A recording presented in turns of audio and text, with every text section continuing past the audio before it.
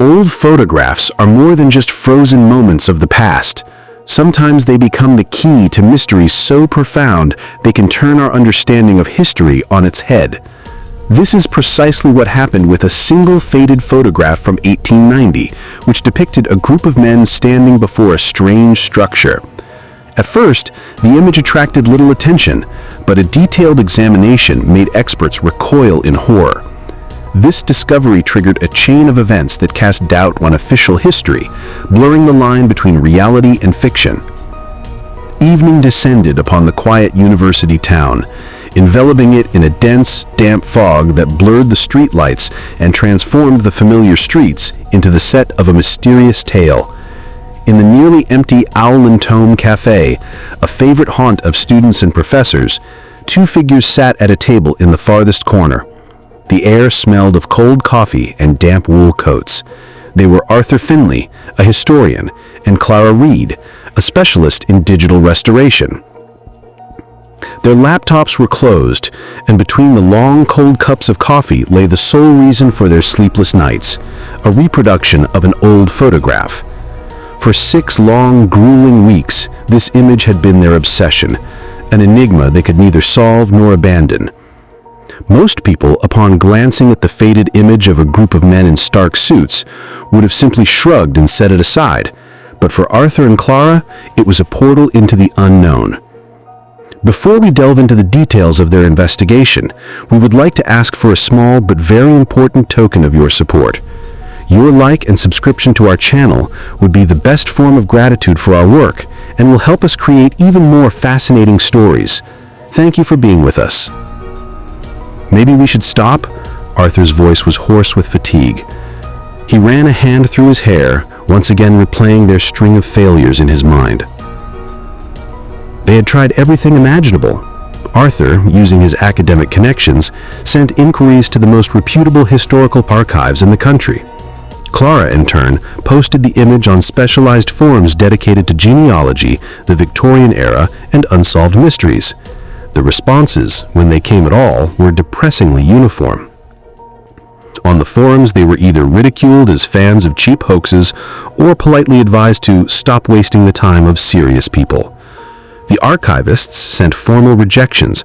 Neither the building nor the faces in the photograph were listed in any known catalogs. Their hope of finding someone who might recognize the pin on one man's lapel or the building's unusual architecture dwindled with each passing day. They had even consulted several independent forensic specialists in image analysis. Here too they were met with disappointment. The experts' opinions were bizarrely divided. Some, after analyzing the digital file, declared it a modern forgery without appeal. As proof, they pointed to the too clean metadata and the absence of the digital noise characteristic of old photographs, as if someone had intentionally erased all traces. Others conversely argued that the file's pristine condition was possible under the right storage and digitization conditions, and that the very clarity of the details argued for its authenticity. This paradox only thickened the fog surrounding the photograph, transforming it from a historical artifact into an unsolvable puzzle. Arthur, who was a pragmatist by nature, was beginning to have serious doubts. This obsession had already cost him several lucrative part-time teaching offers at the university, and his reputation as a reliable researcher was starting to crack. He looked at Clara's determined face and saw in her eyes an unextinguished fire. It was Clara, always methodical and single-minded, who wouldn't let them give up. Just as Arthur was ready to admit defeat, she proposed one last, desperate idea. "We're at a dead end because we're looking in the wrong place," she said softly, tapping her finger on the image of the building in the photograph. "We're trying to identify men who have long been dead. But what if the key isn't in the people, but in the stones, in the architecture?" This thought, simple and brilliant, opened up a new path for them.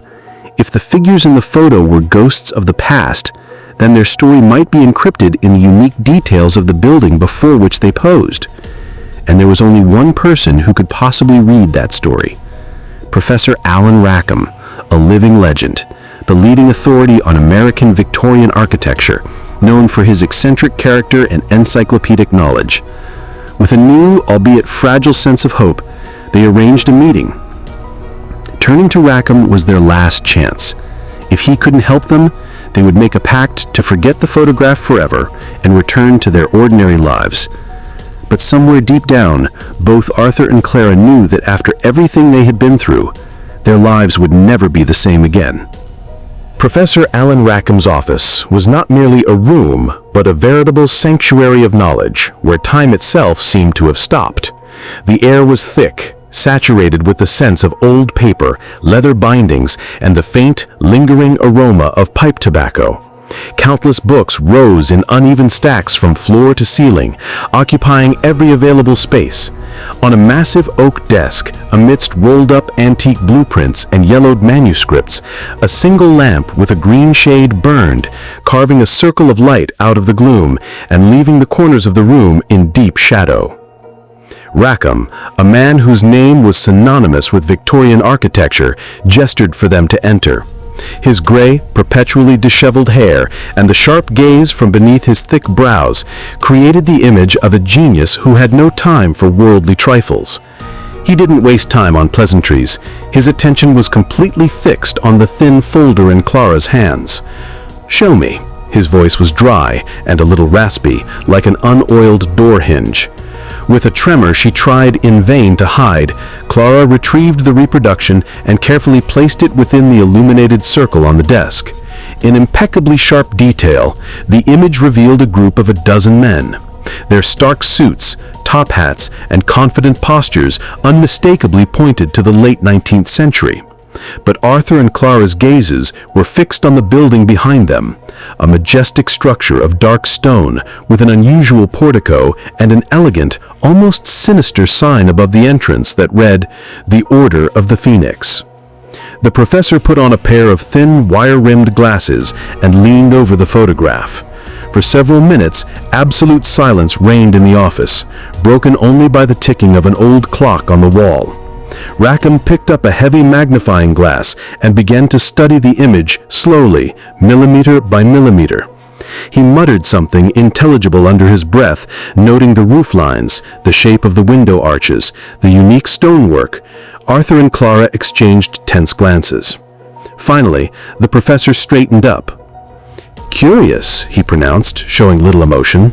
"Too eclectic for its time. But I need a closer look." With movements honed by years of practice, he switched on an old but powerful flatbed scanner. With surgical precision, he placed the photograph on the glass. The scanner's muffled hum and the bright bar of light that crept across the image seemed deafeningly loud to Arthur in the tense silence. A moment later, a digitized image of the highest resolution appeared on the professor's large monitor. Rackham set to work. He magnified individual fragments, adjusted the contrast, pulling details from the shadows that were invisible to the naked eye. Then he opened a second window, access to his personal, password-protected digital archive. This was his treasure trove, a collection of the rarest blueprints and plans unavailable to the public. He began to scroll through the files until he found what he was looking for. On the screen, next to the 1890 photograph, a complex architectural blueprint appeared. Arthur noticed a note in the corner. Project Citadel, Security Classification, Top Secret, 1954. His heart skipped a beat. The professor made the blueprint semi-transparent and overlaid it onto the photograph. He moved the image with surgical precision. And then, something that made all three of them freeze. The lines began to match. Incredibly, impossibly.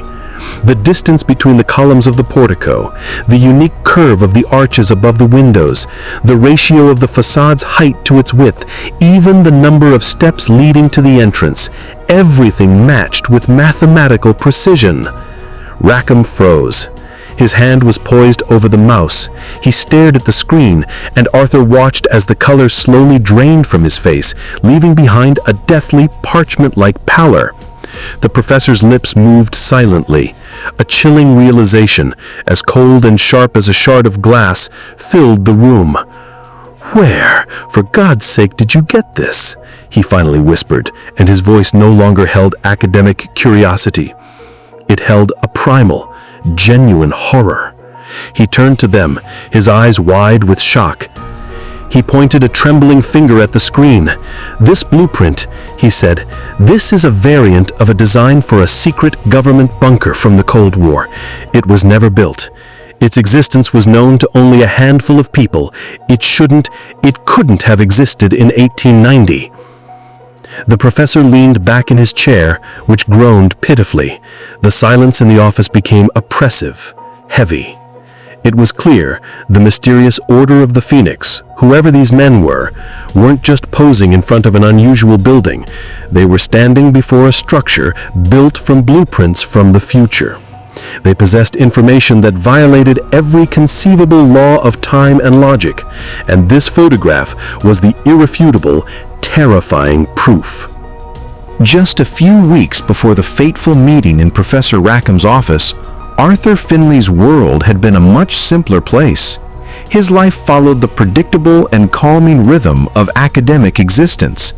His days consisted of lectures he delivered with a quiet enthusiasm and long meditative hours spent in the library. His world smelled of dusty archives and freshly brewed coffee, a measured universe where the greatest drama was a typo in a historical document. Everything changed on one of those unremarkable evenings when procrastination led him to the darkest and most unexplored corners of the internet. While grading student papers, he got distracted and, following a chain of random links, found himself on an obscure blog called The Invisible Threads. Its design was amateurish and its posts were riddled with conspiracy theories. Arthur was about to close the tab, but a headline caught his eye. "The Order of the Phoenix, the Architects of Our Reality." The post itself, written in a feverish, paranoid style, told of a mythical secret society of influential industrialists, politicians, and financiers who, according to rumor, had operated from the shadows for centuries. The author claimed that this very group secretly determined economic policies, instigated wars, and installed puppet leaders. It was all typical conspiratorial rhetoric that Arthur, as a historian, was accustomed to ignoring. But then he saw the image attached to the post. The photograph. The clarity of the image and the serious, commanding faces of the men in it contrasted sharply with the blog's amateurish style. Arthur felt a prick of professional curiosity. He contacted the author via the email address listed on the blog, not really expecting a reply. However, a response came almost immediately.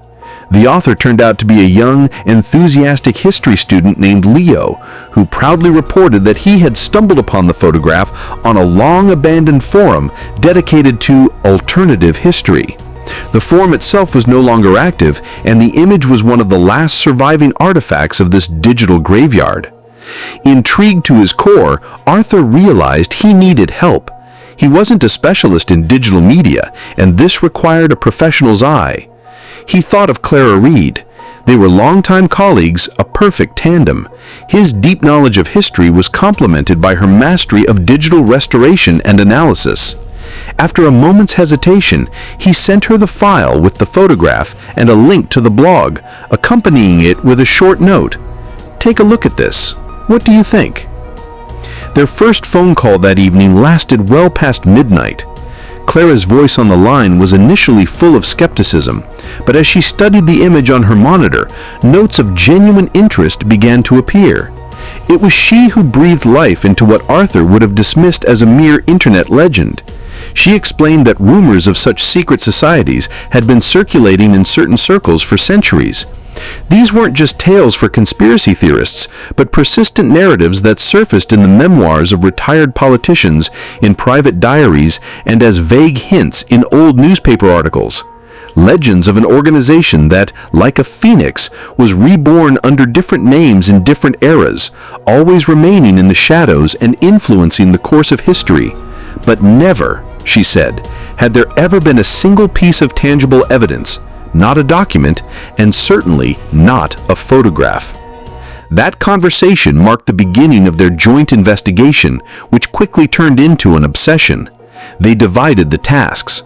Arthur spent hours in digital newspaper archives and genealogical databases trying to find a single mention of the Order of the Phoenix or to identify even one face from the picture.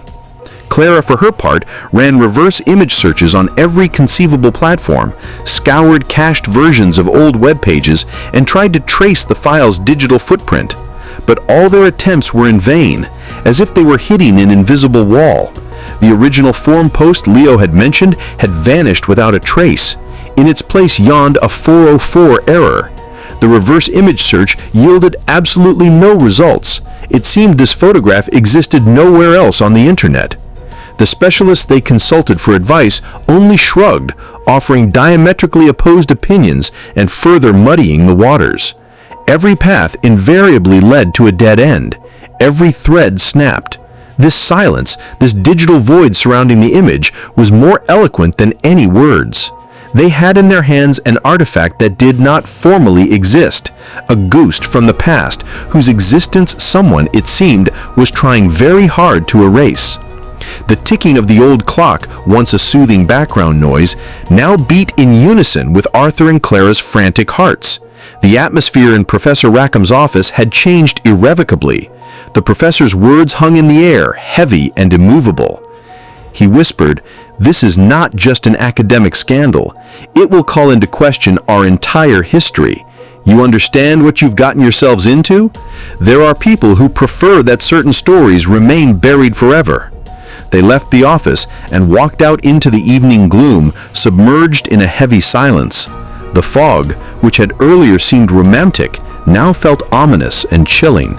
The photograph, safely tucked away in Clara's bag, seemed to have gained physical weight. It was no longer just a historical artifact, but a dangerous piece of evidence capable of blowing the foundations of society apart. The consequences of publishing it, backed by Professor Rackham's conclusions, were utterly unpredictable. Panic, chaos, a total distrust of authority and of history itself. "My career is already hanging by a thread," Clara finally broke the silence, her voice low and muffled. "If my name is linked to this, I won't just be fired, I'll be destroyed in academic circles." "I'll lose everything," Arthur echoed, staring straight ahead. "They'll call us either crazy or provocateurs." He stopped and looked at Clara. His eyes reflected not only fear, but a deeper anxiety for the potential consequences for the entire world. They didn't need a long discussion. Without another word, with just a single exchange of glances, they made the only decision that seemed possible. They had to keep their discovery a secret, at least for now. The risk was too great, and they were too small to single-handedly confront the forces whose existence they had just learned of. In the following days, they performed their quiet ritual of concealment. Arthur, using his skills, made a single encrypted digital copy which he hid on a drive disconnected from any network. He placed the paper reproduction and all related materials in a safe deposit box at a bank under an assumed name. Clara, in turn, sat down with her personal research journal. She made a few vague, coded entries about their architectural case, deliberately omitting names, dates, and any details that could lead an outsider to their discovery. Maybe one day they would dare to tell the world the truth. Maybe a day would come when they could find a way to publicize their finding without causing a catastrophe. But until then, the photograph that had made experts turn pale, this irrefutable proof of the existence of ghosts from the past, would remain hidden, a dormant yet no less dangerous burden, waiting for its time or for someone brave enough or reckless enough to awaken it.